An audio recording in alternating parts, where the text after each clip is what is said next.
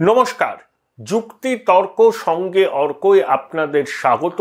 আপনাদের সঙ্গে আমি অর্কপ্রভ সরকার। গল্পটা অনেকেই জানেন। সেটা 1959 সাল, গরমকাল। কেরলের নির্বাচিত কমিউনিস্ট সরকারকে ফেলে দিয়েছে কেন্দ্রের কংগ্রেসি সরকার, প্রধানমন্ত্রী জওহরলাল নেহেরু, কংগ্রেসের সভাপতি ইন্দিরা গান্ধী। যেদিনে এই ঘটনাটা ঘটেছে সেই দিন বিকেলেই জ্যোতি বসু গেছেন তার অভিন্ন হৃদয় বন্ধু ফিরোজ গান্ধীর সঙ্গে দেখা করতে তার ফিরোজ শাহ কোটলা রোডের বাংলোতে। ফিরোজ তখন আর তিনমূর্তি ভবনে থাকেন না, তিনি আলাদা থাকেন সাংসদ হিসাবে, যা তার বাংলো বরাদ্দ হয়েছে সেখানে। ক্ষুব্ধ জ্যোতিবাবু ফিরোজকে জিজ্ঞাসা করেছিলেন, আরে ইন্দিরার এই পরিবর্তন তো আমরা কেউ এক্সপেক্ট করিনি। ও আমাদের সঙ্গে বিলেতে ঘুরে বেড়াতো, ইন্ডিয়া লীগের কাজকর্ম করত, প্রগতিশীল আদর্শের প্রতি ওর একটা শ্রদ্ধা ছিল, জানতাম। এই পরিবর্তন কি করে? ফিরোজ গান্ধীর মতো স্বাধীন চেতা, সৎ, দক্ষ সাংসদ এবং ভদ্রলোক তো বিরল। তারপর ইন্দিরা গান্ধী তার স্ত্রী। তিনি খুব বিনীতভাবে জ্যোতিবাবুকে বলেছিলেন যে 1947-এর আগে এলাহাবাদের আনন্দ ভবন আর স্বাধীনতার পরে যদি তুমি তিনমূর্তি ভবনে কিছুদিন থাকার তোমার সৌভাগ্য হতো তাহলে ব্যাপারটা বুঝতে পারতে। জ্যোতিবাবু জিজ্ঞাসা করেছিলেন কি হয়েছিল। তিনি বলেছিলেন যে ইন্দিরা তখন সদ্য যুবতী, কিশোরী, কতই বা তার বয়স। নেহেরুর ছায়া থেকে থেকে থেকে থেকে রাজনৈতিক অভিজ্ঞতা সঞ্চয় করছেন, কিন্তু তার কাছে তার বাপের বয়সী লোকজন, যারা হয়তো স্বাধীনতা সংগ্রামে 10-15 বছর জেল খেটেছেন, নিঃস্বার্থ দেশ সেবা করেছেন, তাকে যেভাবে স্তুতি করতেন, তার কি বলবো আর কি, তোষামত করতেন, স্তাবকতা করতেন, ইন্দিরা গান্ধী এইসব দেখে তার মাথা ঘুরে গিয়েছিল। ফিরোজ আর কিছুদিন বেঁচে ছিলেন। ইন্দিরা প্রধানমন্ত্রী হওয়ার পর তার স্বৈরাচারিণী রূপ ফিরোজকে দেখতে হয়নি। অর্থাৎ এই যে স্তুতি, আপনার সব ভালো, আপনার সব ভালো, যা বলছেন না এর থেকে অব্যর্থ কিছু হয় না, এমন স্তাবকও পাওয়া যাবে যদি কোনো নেতা বা নেত্রী বলেন যে সূর্য পশ্চিম দিকে ওঠে, সঙ্গে সঙ্গে বলবেন হ্যাঁ সূর্য পশ্চিম দিকে ওঠে। এই ট্র্যাডিশন, এই স্তাবকতার, এই ব্যক্তি পুজোর ট্র্যাডিশন শুধু আর কংগ্রেসে সীমাবদ্ধ নেই, সেটা আঞ্চলিক দলগুলোর মধ্যেও ছড়িয়ে গিয়েছে। পরম্পরা ভিত্তিক রাজনীতি। মুলায়মের পরে কে ক্ষমতায় আসবেন? অখিলেশ। কে দলের নেতৃত্ব দেবেন? অখিলেশ। লালুর পরে কে হবেন? তেজস্বী, তেজপ্রতাপ বা পরিবারের অন্য সদস্যের বাইরে কেউ নয়। শিবু সোরেনের পরে কে হবে? Automatic choice Hemant Soren. করুণানিধির পরে কে হবে? স্টালিন। মায়াবতীর পরে কে হবে? আকাশ আনন্দ। চন্দ্রশেখর রায়ের উত্তরসূরি কে হবে? হয় তার ছেলে কিংবা মেয়ে বা জামাই। ফারুক আবদুল্লাহ, শেখ আবদুল্লাহ, ফারুক আবদুল্লাহ, ওমর আবদুল্লাহ। মেহবুবা মুফতি, মেহবুবা সঈদ, মুফতি মোহাম্মদ সঈদ এবং তার কন্যা, যদিও সে এখন রাজনীতিতে সেভাবে আসেনি। এই ট্র্যাডিশন। বামপন্থীরা গণতান্ত্রিক কেন্দ্রিকতার কথা বলে, কিন্তু কেন্দ্রিকতাই আছে, গণতন্ত্র নেই। তারা এখন যখন তারা ক্ষমতায় ছিলেন তোষামুদে কথাবার্তা শুনতে খুব ভালোবাসেন। উপর থেকে চাপিয়ে দেওয়া, সবাই সমস্বরে সমবেত বৃন্দ মানে হ্যাঁ হ্যাঁ হ্যাঁ হ্যাঁ বলবে। আমি জ্যোতিবাবুর এই গল্পটা বললাম কেন জানেন? আমাদের রাজ্যে মমতা বন্দ্যোপাধ্যায় এবং অভিষেক বন্দ্যোপাধ্যায়কে ঘিরে যে স্তাবকগুলো রয়েছে, তারা কিন্তু একই রকম ভাবে তাদের দুজনকে স্তাবকতা করেন, তোষামত করেন। সাদাকে সাদা, কালোকে কালো বলেন না, সব ঠিক আছে বলেন। হ্যাঁ দিদি, হ্যাঁ দিদি। আরে দিদিকে যে মুখের উপরও বলতে হয় না দিদি এটা ঠিক নয়, এই গাটস নেই। সমবেত বৃন্দকার ভুল হলেও বলবে হ্যাঁ এটাই ঠিক। সূর্য থেকে পশ্চিম দিকে উঠে কেউ যদি বলেন তারাও বলবেন হ্যাঁ ঠিক, সূর্য পশ্চিম দিকে ওঠে। এই যে পরম্পরা, এই যে ট্র্যাডিশন, সেটা সমানে চলছে। পশ্চিমবঙ্গে এই আমলে সেই তোষামোদের ট্র্যাডিশন, সেই স্থাবকতার ট্র্যাডিশন উত্তরোত্তর বেরিয়ে চলছে। তাই শাসক বুঝতে পারছে না যে রাজ্যের অবস্থাটা ঠিক কি, মানুষ কি ভাবছে। একথা অনস্বীকার্য। এই সরকার কন্যাশ্রীর মতো ভালো প্রকল্প নিয়েছে, লক্ষ্মীর ভাণ্ডারের মতো প্রকল্প নিয়েছে, আমি সমর্থন করি। কল্যাণময়ী রাষ্ট্রভাবনায় এই ধরনের প্রকল্প থাকা উচিত।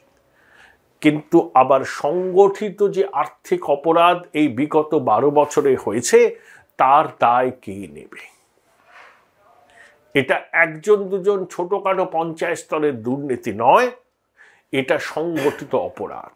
কয়েকটা আমলা মানিক পার্থর পক্ষে এই সংগঠিত অপরাধ করা সম্ভব নয় যদি না মাথায় কারুর আশীর্বাদের হাত না থাকে। বালুর পক্ষে 20,000 কোটি টাকা বা 10,000 কোটি টাকা এককভাবে রোজগার করা সম্ভব নয় দুর্নীতি করে, যদি না প্রশ্রয়ের হাত থাকে মাথার উপরে। তাহলে আমি মানুষকে পরিষেবা দিই বলে আমার সব দোষ মাপ হতে পারে? এখনো তোষামোদকারীরা বলে যাচ্ছেন সব ঠিক আছে, সব ঠিক আছে, মানুষ শান্তিতে বসবাস করছে, সন্তানরা সন্ততিরা সব দুধে ভাতে আছে। শাসক দেখতে পাচ্ছে না যে কি হচ্ছে। সেই প্রেক্ষিতেই এবারের নির্বাচন। শাসক কি বুঝতে পারছে যে বাংলার মানুষ এই সংগঠিত অপরাধের বিরুদ্ধে রায় দেবে? ভাতা দিয়ে তাদের চেতনার গতি আর রুদ্ধ করা যাবে না। কারণ সরকারি পরিষেবা, বিবিধ ভাতা বিভিন্ন রাজ্যের সরকার দেয়, কেন্দ্রীয় সরকারও দেয়। এটা কল্যাণমুখী রাষ্ট্র ভাবনায় যারা শরিক, যারা অংশীদার, যারা দেশ চালান, এই নীতি থেকে তারা সরে আসেন না। কিন্তু তার মানে এই নয় আমি সামাজিক পরিষেবা জন্ম থেকে মৃত্যু পর্যন্ত পরিষেবা দিলাম, বিনিময়ে সংগঠিত আর্থিক অপরাধ করলে জনগণ ঠোঁটে লিউকোপাস লাগিয়ে বসে থাকবে। হবে না। এবারের রায় 24 লোকসভা নির্বাচনে পশ্চিমবঙ্গের রায় দুর্নীতির বিরুদ্ধে গণভোট হবে। অনেক বোদ্ধা বিশ্লেষক বলছেন যে দুর্নীতি কোনো বিষয়ই নয়, তাদের কাছে বিষয় না হতে পারে, কিন্তু গরিব খেটে খাওয়া মানুষের কাছেও এটা বিষয়। ভিপি সিং বলতেন 1989 লোকসভা নির্বাচনের প্রচারে গিয়ে, এই যে বোফোর্স নিয়ে তখন তো দেশ তুলকালাম, গলি গলি মে শোর হয়, রাজীব গান্ধী চোর হয়, তা বোফোর্স কামান সেটা নিয়ে কাটমানির অভিযোগ, সেটা সাধারণ মানুষের কতটা এফেক্ট করে। ভিপি সিং বলতেন যে একটা দেশলাইয়ের বাক্স যখন কেনেন বিড়ি খাবার জন্য, তখনও আপনি কর দেন, আপনার টাকা লুট হয়েছে। তাহলে দুর্নীতি কোনো ইস্যু নয়, সামাজিক সুরক্ষার কর্মসূচি এমনভাবে বিস্তৃত যে দুর্নীতির অভিযোগ ভোঁতা হয়ে যাবে এবং দুর্নীতির বিষয়টা নিয়ে বাড়াবাড়ি শুধু শহুরে শিক্ষিত সমাজের কিছু অংশের মধ্যে, তারা মূর্খের স্বর্গে বাস করছেন, জেনে শুনে একটা এমন ন্যারেটিভ তৈরি করতে চাইছেন যাতে দুর্নীতির বিরুদ্ধে যারা লড়াই করছে তারা হতোদ্যম হয়ে পড়ে। আপনাদের খেলাটা আমরা বুঝি, কিন্তু এবার পশ্চিমবঙ্গের মানুষ নিজেরা সংগঠিত হয়ে দুর্নীতির বিরুদ্ধে তাদের গণতান্ত্রিক অধিকার প্রয়োগ করবেন। দেখুন, রাম মন্দিরকে কেন্দ্র করে তো আবেগের বিস্ফোরণ আছেই। হিন্দু ভোটের একটা বড় কনসলিডেশন হবে। 2021-এ বিধানসভা নির্বাচনে 54% হিন্দু ভোট বিজেপির ঝুলিতে গিয়েছিল। এবার সেই কনসলিডেশন 60%-এর উপরে পৌঁছতে পারে। মুসলমান ভাই বোনেরা আর এই তৃণমূলকে বিশ্বাস করছে না, সবাই নয়, একটা বড় অংশ। তাদের মুসলমান মাদের বোনেদের একটা অংশ বিজেপিকে ভোট দেবে। উত্তরপ্রদেশেও দিয়েছে, এখানেও দেবে, মধ্যপ্রদেশে দিয়েছে, রাজস্থানে দিয়েছে, ছত্তিশগড়ে দিয়েছে, এখানেও দেবে, বিশেষ করে মুসলমান মহিলারা। এবং মুসলমান অংশের মধ্যে যারা বিজেপিকে মনে করে যে একেবারে আমাদের ক্ষেত্রে বিপদ, তারা তৃণমূলকে বিশ্বাস করবে না। কারণ তারা এখন বুঝতে পারছে তৃণমূলের বিজেপি বিরোধী আস্ফালন এটা লোক দেখানো। বিজেপিকে বার্তা দিচ্ছে যেন প্রভাবশালীদের না ধরা হয় এই রাজ্যে। লালুকে 10 ঘন্টা জেরা, তেজস্বীকে 10 ঘন্টা জেরা, হেমন্ত সোরেন ইডির ভয়ে। Join Indian Institute of Hotel Management now. Right choice, right decision. রাতের অন্ধকারে লুকিয়ে গাড়ি করে দিল্লি থেকে চলে এসছে, নিজের চার্টার্ড বিমান দিল্লি বিমানবন্দরে দাঁড়ানো, তার BMW গাড়ি ইডি বাজেয়াপ্ত করেছে। তাই ভয়ের স্রোত বয়ে যাচ্ছে এ রাজ্যের প্রভাবশালীদের শিরদাঁড়া দিয়ে।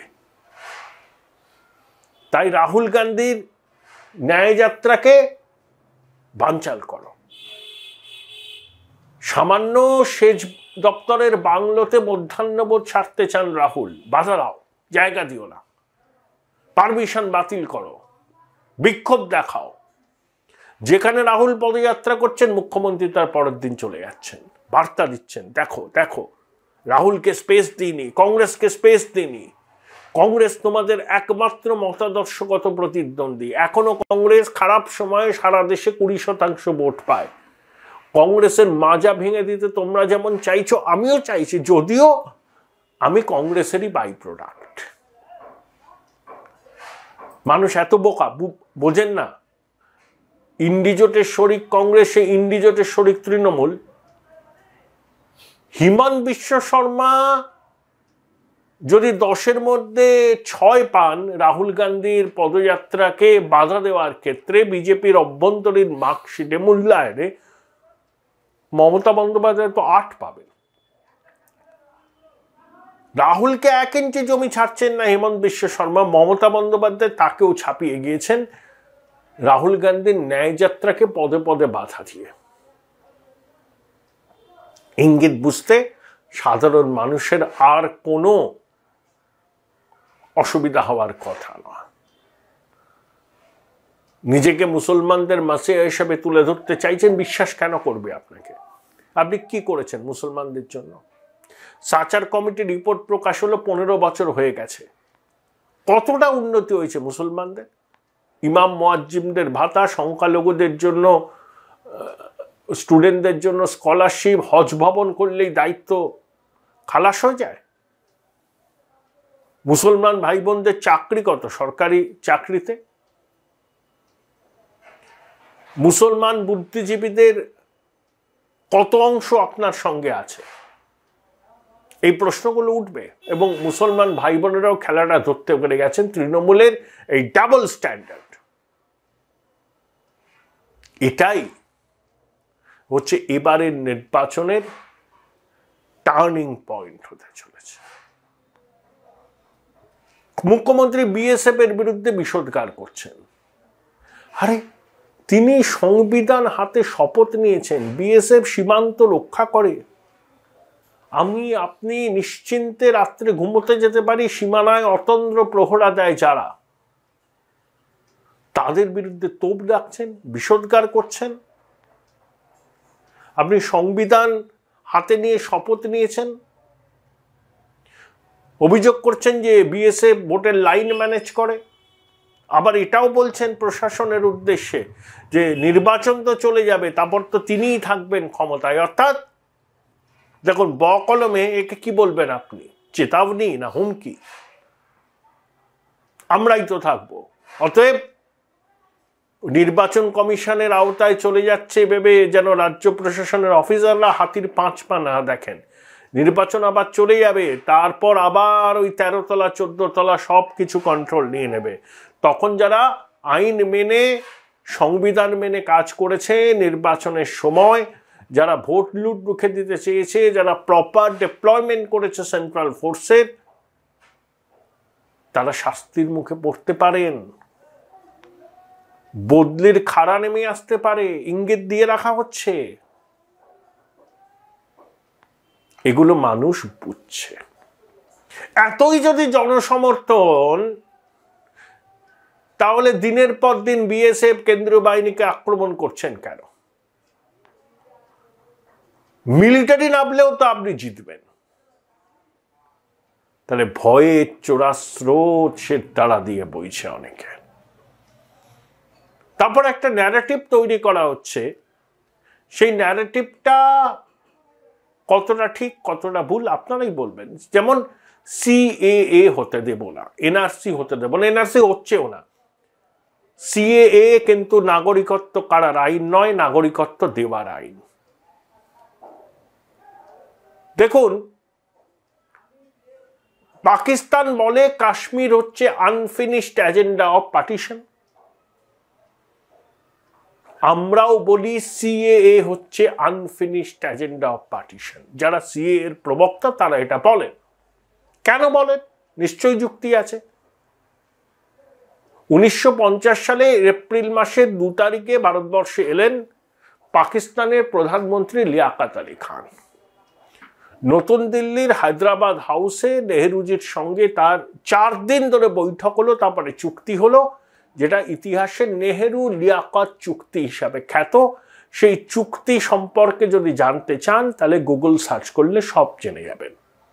কেন করতে হয়েছিল এই চুক্তি?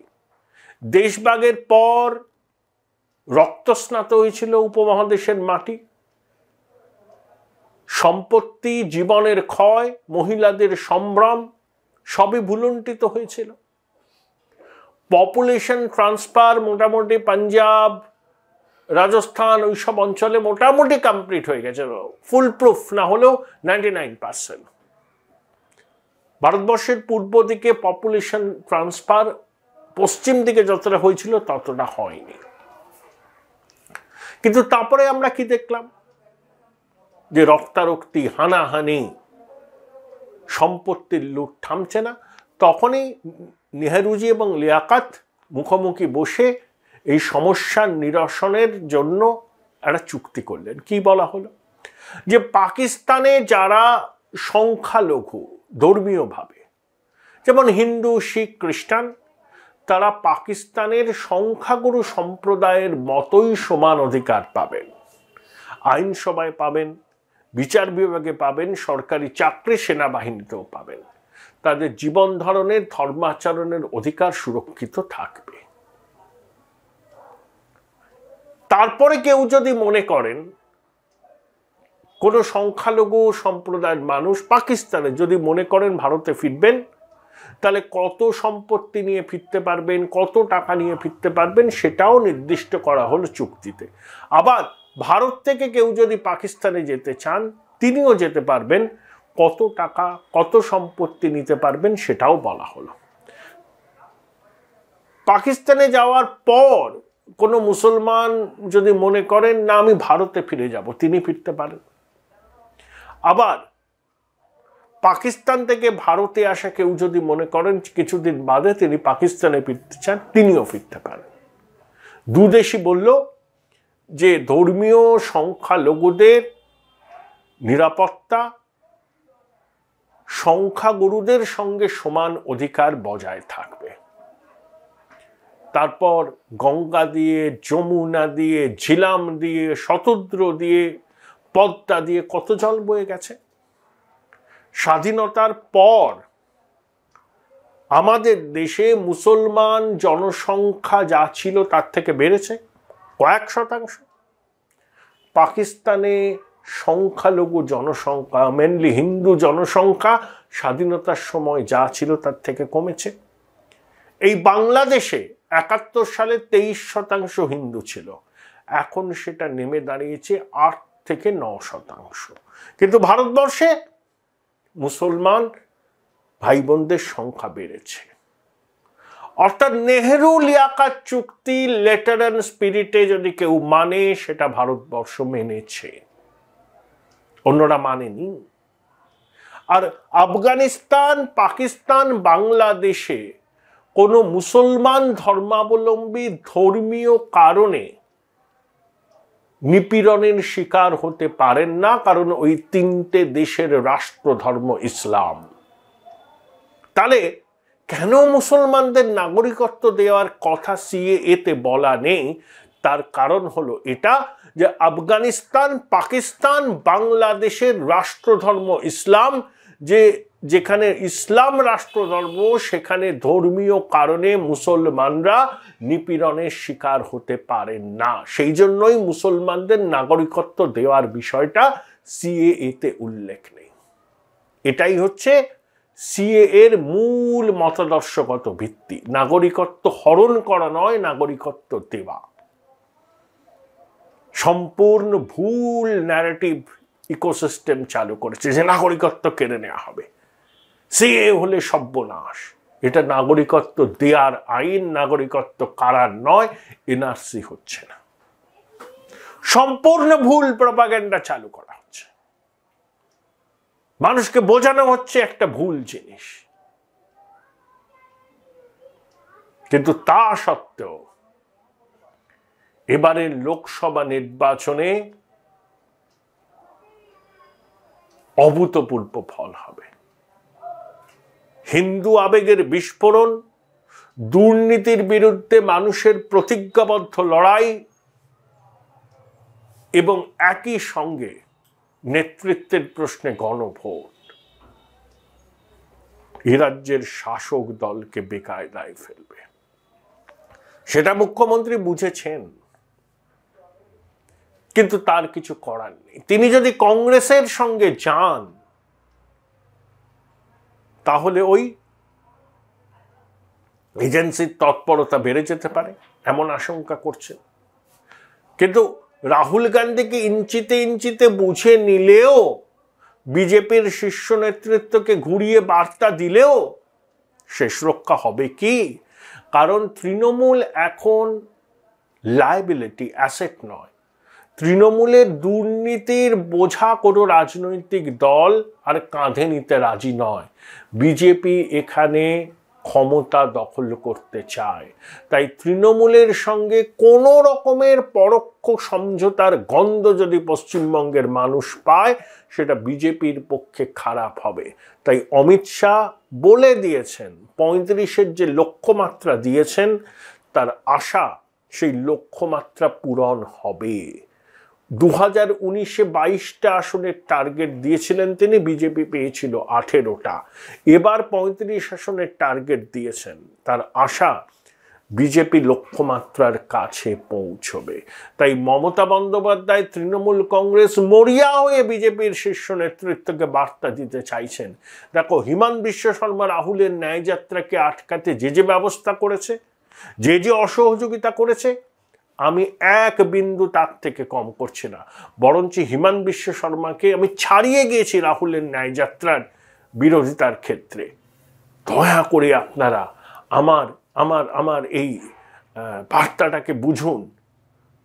এজেন্সির তদন্ত যেন থমকে থাকে নির্বাচন অবধি। তারপরে ছোটবাবুর পক্ষ থেকে আবার বার্তা দেওয়া হচ্ছে যে তার সঙ্গে তার পিসিমণির সম্পর্ক অমূল্য মধু, দুজনে দুপথে চলছেন। ছোটখাটো মতবিরোধ থাকলেও